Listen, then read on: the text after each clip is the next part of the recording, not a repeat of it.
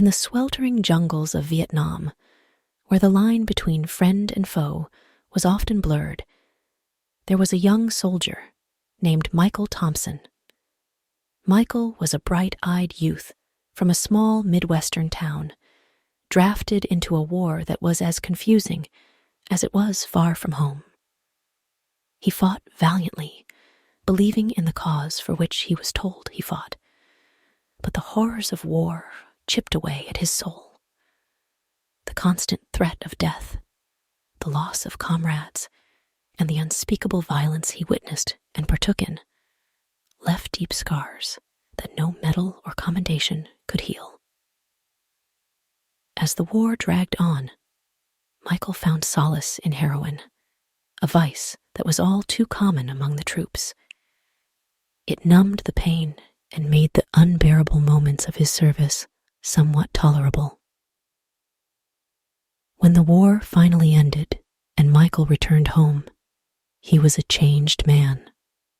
The once cheerful and hopeful young soldier came back with a shadow over him, carrying the weight of his experiences and his newfound addiction. Back in the States, Michael struggled to adjust to civilian life. The country that he returned to was not the one he had left.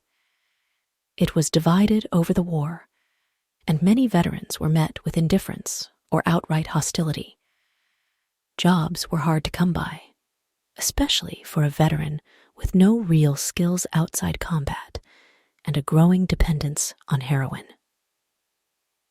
Michael's attempts to reconnect with his family and friends fell flat, as they couldn't understand the depths of his torment. His addiction spiraled out of control, leading him to make choices he never would have considered before the war. In a desperate bid for money to feed his habit, Michael turned to crime. It started small, but soon escalated, and it wasn't long before he was caught in the act of a particularly violent robbery.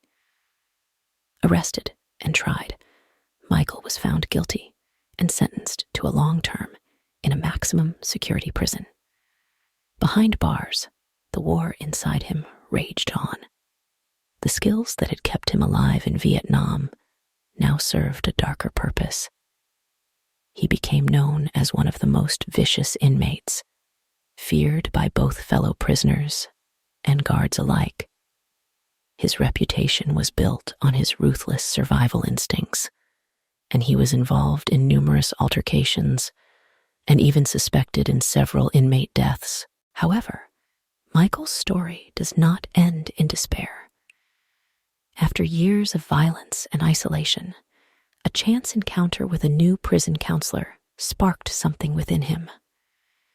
This counselor, a former civil rights activist, saw beyond Michael's fearsome reputation.